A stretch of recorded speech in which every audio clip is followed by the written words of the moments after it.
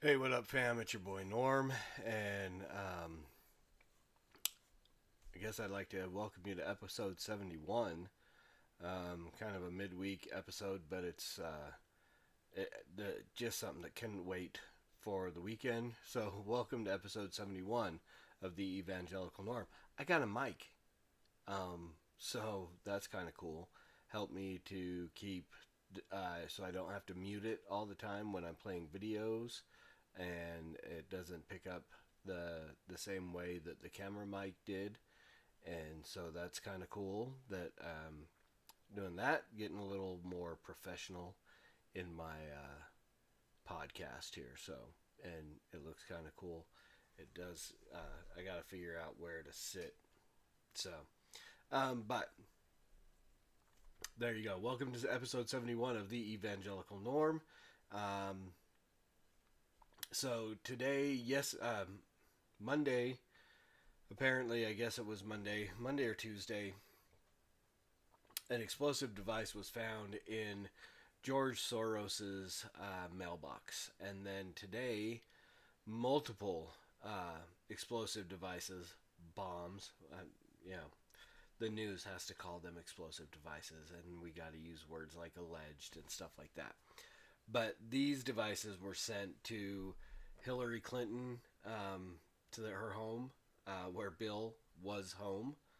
Um, Luckily intercepted by the Social Security. Yeah, there's a Freudian slip, right? Secret Service sent to Barack Obama.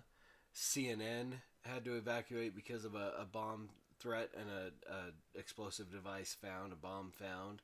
Um, apparently, apparently Maxine Waters, Kamala Harris, um, multiple like seven people. I don't even remember the whole list. I heard it multiple times through the day. So seven prominent Democrats were received bombs sent to their homes or their offices and CNN throughout the day, and this is absolutely abhorrent. This should never happen. This is the state of our political system. We have seen shootings at political softball games. Steve Scalise was shot, almost killed. Um, we've had, I mean, just multiple issues that have had, and now we've got bomb threats and bomb scares towards the other side. And it was um, any of this stuff is deplorable. None of this should happen. Uh, the the tone of our political atmosphere has severely gotten toxic. I'm not gonna blame anybody. Uh, which when Steve Scalise was shot, I didn't blame Bernie Sanders, even though it was a Bernie Sanders supporter that did it. Any of these things when the guy shot up police officers in Dallas, I didn't blame uh, Black Lives Matter or Democrats or anybody for the rhetoric that was said. Barack Obama, anything that he said.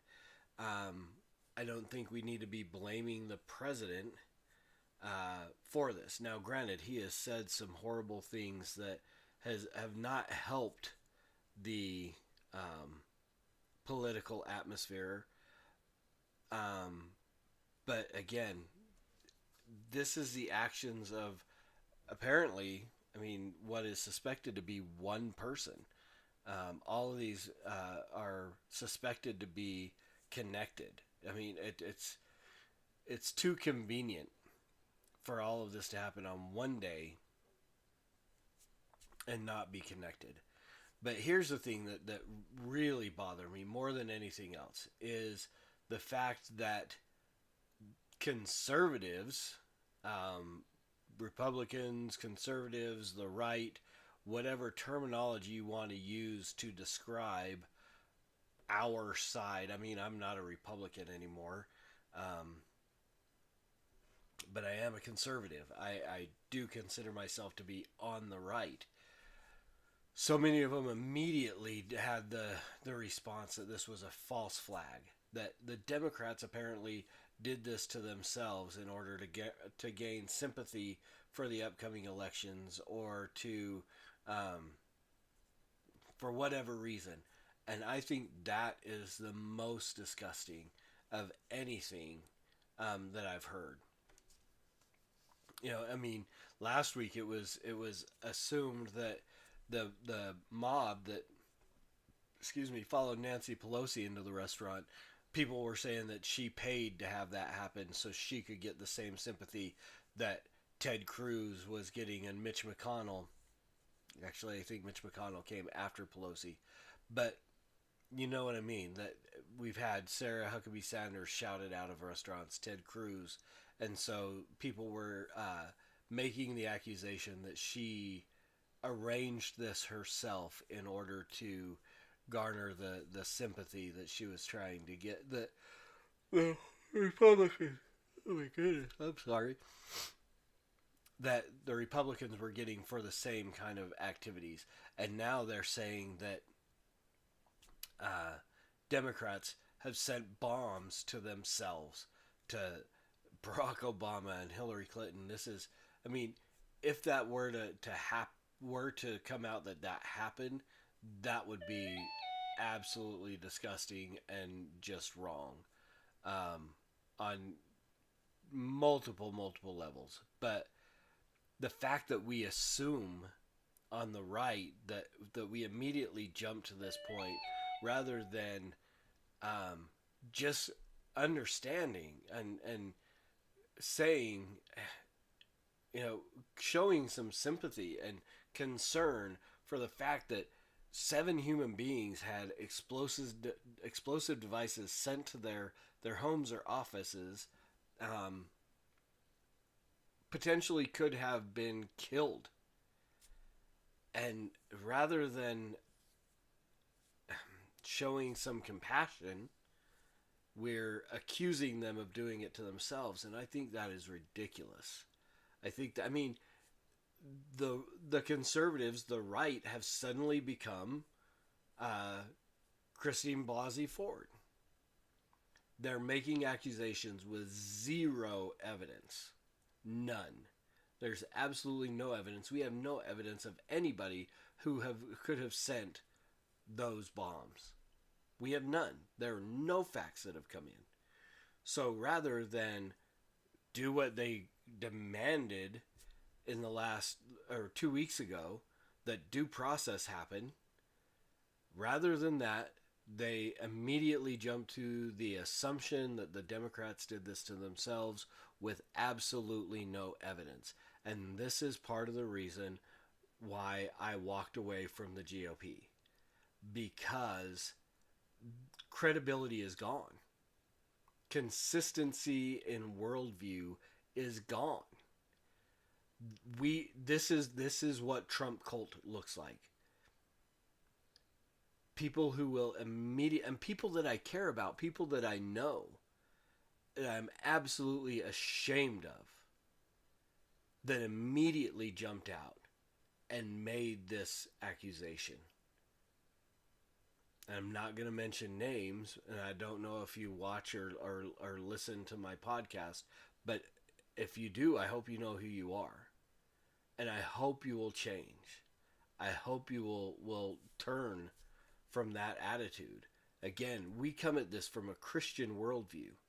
And the first thing we should do when we hear that anybody, whether they are political opponents or not, has had a threat made on their lives, compassion is the thing we should turn to first. Never accusation. Never accusation.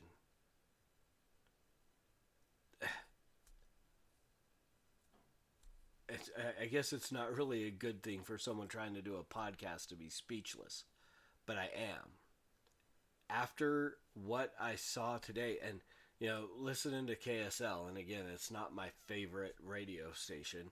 I despise the LDS commercials that come on multiple times an hour. But I do like to listen to J Mac. And the reason I like to listen to J Mac is because he has the same attitude that I do. He wants to be consistent. He's willing to look at both sides of things. We don't always come to an agreement. I don't always agree with where his looking at both sides of things takes him, but I respect his desire to do so. I respect his desire to seek out truth and not react immediately until facts are found. That's what we need to be doing as Christians. We need to be compassionate, and then we need to wait for the truth to be revealed. And sometimes maybe it never will. Maybe it'll never be revealed. We'll never find out. Maybe we never find out who sent these bombs. I mean, if that's the case, so be it. So be it. We don't know. But we should never, ever immediately go to accusation. We just shouldn't. And today has been an extremely disappointing day in the conservatives. And I can't imagine. I mean, I did appreciate, I mean, I've been very critical of Graham Allen, and today he came out and did the same thing that I'm doing right now. And came out and said the way that those of us on the right reacted was wrong.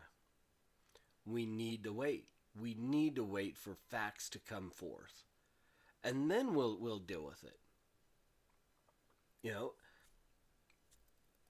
it could be any number of people who sent these bombs to these people. But we have to first and foremost, we have to look at the fact that our president has said some very polarizing things, as has CNN and many of the people on the left. We've got these factions. I mean, it used to be, and I don't remember, I heard someone say it earlier, but I don't know. I wish I could attribute who said it. But no longer do we hear these things of people saying, my friend from the other side of the aisle. I won't say we never hear that. Sometimes we still do hear that. We hear that from people like Mike Lee and Ted Cruz are willing to say those things. And there are some on the left who are willing to say those things. But you get these extremes like Donald Trump, who is just a far end of the spectrum of extreme words that are said, and Cory Booker, Kamala Harris, Maxine Waters. I'm trying to think of other people on the right who have said highly inflammatory things, and I can't think of any except for Donald Trump. And then, you know, some of the commentators on our side. I don't even want to say our side, because people who jump to those extreme conclusions and extreme statements of name calling and calling people the enemy of the press, the enemy of the people. I do not think the press is the enemy of the people. I don't think the media is doing their job right. I think everything is horribly biased, but I don't believe they are the enemy of the people. I don't believe Democrats are our enemy. I don't believe, as Hillary Clinton referred to Republicans as the enemy. We shouldn't look at it as enemies. We have political opponents. We have people who are on the opposite side of the spectrum that we are politically. But to resort to violence, and again, we've got people who are just unstable enough to take a few words that they heard and go and do something like this. I mean, the ricin scare that happened not even, was it a week or 2 weeks ago? Guy from Logan, Utah was arrested for sending potential ricin or raw materials to make ricin to Ted Cruz and a couple other, I don't remember the other offices that it was sent to. But again, here is the extremes of where our political atmosphere has gone, and it's toxic. You know, It is deadly right now, and that's scary. It's scary that it can be so um, violent. And I I wish I had a conclusion. I wish I had a solution. The only solution. I mean, I do. I do have a solution, um, and it's Christ. It is the gospel. Repentant people don't do these things. To hear Donald Trump make the statements that he says proves that he is not a repentant man, that he's not a regenerate man. I mean, it's one thing for someone who's saved to, in the heat of anger or rage, which is sinful in and of itself, but to slip and to use foul language or to make statements that are just um, vile and evil and disgusting. It's one thing to slip and do that once in a while. I mean, I have in different circumstances and times of frustration or whatever, slipped out with an f bomb or something like that. And I mean, I quit swearing years ago, and it wasn't a conscious effort. It just stopped. Something in me changed. But once in a while, those words drop. But when you are consistently calling people names and making vile statements like Donald Trump does day in day out on Twitter at rallies and things like that, it's not surprising that someone who is probably slightly unstable took those words and acted upon them in this way. And by no means am I blaming the president. I wish he would stop. But again, people have to take responsibility for their own actions. And they can't blame words. I don't blame video games for violence in our society. I don't blame music for violence or anything. I think those things should change. I don't think those things help. I don't think video games, violent, deadly video games, help to reduce the amount of violence in our culture. I don't think songs that glorify sex and drugs and violence do anything to help reduce the violence and the sin in our society. But neither do I blame them for those things either. Every person's actions, they are responsible for themselves. But Christ says, "Come to me, repent, and put your faith and your trust in me, and I will give you a new heart. I will make you a new creation." He will change us. If Donald Trump were to truly turn to Christ or repent of his sin, I firmly believe that his attitude and his actions would change. The company that I work for, our number one core value is the golden rule. Do unto others as you would have them do unto you. But there are far too many people in our world, in our nation, in our political atmosphere right now that think that the golden rule is do unto others as they have done unto you. That's why Jesus had to go on in the Sermon on the Mount and say, if someone strikes you on the cheek, turn the other to him. Because to expound upon what that do unto others as you would have them do unto you means. It doesn't mean retaliate. It doesn't mean, and I mean, there's all different topics that we could get into off of that. But bottom line is Christ has said, do unto others as you would have them do unto you. And I know none of us want, if a bomb were sent to our homes on any level, would want to be accused of doing this to themselves. I mean, that's not what we would want. And again, if you look at it from the other direction, if these bombs were sent to Bush 41 and 43, or sent to Fox News, or sent to Ted Cruz or anybody else, those of us on the right would not ever say, oh, well, they probably did it to themselves to gain political clout, to gain political advantage. I mean, none of that would never come up. And, when the ricin was sent 2 weeks ago to people like Ted Cruz's office and so on, I didn't hear anyone on the left saying that the Republicans did it to themselves. And usually it's the left that comes up with crazy, comments and stuff. But it's the right this time that is gone off the rails, making an accusation with zero evidence and jumping to conclusions before any facts have been found. So, highly political episode this time, but it needed. We need to be better. We need to be better at this. We need to react better. When something like this happens, we absolutely have to react better than we did today.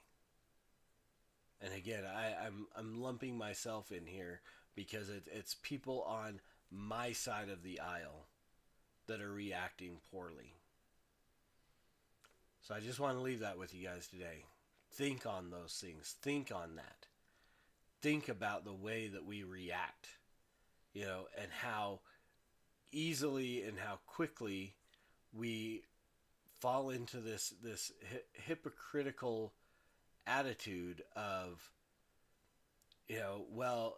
either, they did it, so we should be able to do it too, or excusing the behavior, negative behavior when we condemned it before. There's so much inconsistency going on. We need to have a consistent worldview. We absolutely have to get better at being consistent, and especially as Christians. One of my friends from church just this week made a comment. She was like, "What do I do if I can't align myself with a organization that murders babies?" Read Planned Parenthood, but yet I do look at some of the issues and look at them more from the left side of the aisle. And what do? I don't want to be aligned with a group, and that was how she said it. She goes, I can't support an organization that murders babies, and neither can I support an organization that is so blind to racial issues and so little compassion and so on. Stating, so I don't want to be a Democrat because of their golden calf is Planned Parenthood, and I don't want to be a Republican because of the rhetoric and the attitudes that are there. And so what is she supposed to do? And I told her straight out, this is what I did. You disalign yourself with any political party and identify yourself or register as an unaffiliated, which is what I am, and then you let your faith and your values determine your vote. And you vote, even if that means voting third party, when everyone else is going to say that's a wasted vote. I didn't vote for Trump in this last election. I didn't vote for Hillary. I wrote in my friend Chris Jones because I told him, I was convinced that Trump was never going to get the nomination. So I told Chris, I said, hey, if Trump gets the nomination, I will vote for you for president. Trump got the nomination. I wrote Chris Jones on my ballot. And some people will say that's a wasted vote. No, it's not. It allowed me to maintain my conscience, and I still perform my civic duty. So that I think that's where we should be. I mean, the majority of Republican or Christians fall onto the conservative side of the aisle. A huge majority. I know Christians who are Democrat though. And I love them. And I don't agree with them all the time politically, but I love them and I agree with them theologically. I mean, there are probably theological issues that we don't agree upon, which has led us to go to the different sides of the aisle. But I would never consider them outside of orthodoxy. I would probably tell them they're wrong, and then we can talk about that. But again, I mean, I digress. We need to get better. We need to be uh, more compassionate in our response to these things, less uh, jumping to conclusions, um, less accusations without evidence, and more patient to wait to see what facts come out before we make an assumption. You know, it's the same thing in every situation. And in a situation like this, where violent acts or things have been sent, cop shootings, white cops shooting black people, black men mostly, we have to wait. We cannot jump to the conclusion that it was a racist cop or that it was a thug that they were shooting.